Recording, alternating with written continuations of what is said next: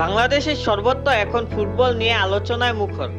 আসছে 10 June Asian cup বাছাইয়ে সিঙ্গাপুরের বিপক্ষে ম্যাচকে সামনে রেখে কাল প্রাথমিক স্কোয়াড ঘোষণা করেছেন হেড কোচ হেভিয়ার ক্যাব্রেরা। আনুষ্ঠানিকভাবে বাংলাদেশ দলে ডাক পেয়েছেন সামিদ সোম। তার সাথে নতুন মুখ মোহামেডানের ডিফেন্ডার জাহিদ হাসান শান্ত। দলে ফিরেছেন ইতালি ক্লাব ওলভিয়া কালসিওর উইঙ্গার ফাহমিদুল ইসলাম ও আবাহনীর স্ট্রাইকার সুমন রেজা।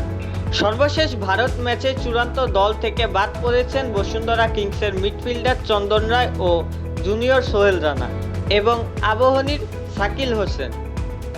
বাংলাদেশ দলের প্রাথমিক স্কোয়াড: গোলরক্ষক মিতুল মার্মা, সুজন হোসেন, মেহেদী হাসান শ্রাবণ; ডিফেন্ডার শাকিল আহাদ তপু, জাহিদ হাসান শান্ত, রহমত মিয়া, ইসা ফয়সাল, তাজ উদ্দিন, তারিক কাজী, তপু বর্মন, সাদ উদ্দিন; মিডফিল্ডার মোহাম্মদ হৃদয়, শাহ কাজেম কিরমানি, সোহেল রানা সিনিয়র, মুজিবুর রহমান জনি, শেখ মোরসালিন, জামাল ভুঁইয়া, হামজা চৌধুরী ও সামিদ সোম।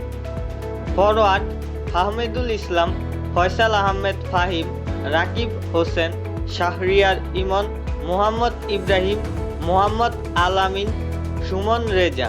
আগামী 30 জুন শুরু হবে বাংলাদেশের অনুশীলন ক্যাম্প। হামজা ও সামিদ যোগ দেবেন কয়েকদিন পর।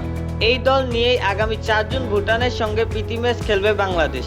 সামিদ সোম ছাড়া দলের বাকিরা থাকবেন এই ম্যাচের স্কোয়াডে। এরপর সিঙ্গাপুর ম্যাচের স্কোয়াড থেকে বাদ পড়বেন 3 জন। ফুটবল নিয়ে আমাদের আজকের আপডেট এই পর্যন্তই ছিল। আমাদের চ্যানেল থেকে নিয়মিত ফুটবল সম্পর্কে আপডেট পেতে চ্যানেলটি সাবস্ক্রাইব করে রাখুন। ধন্যবাদ।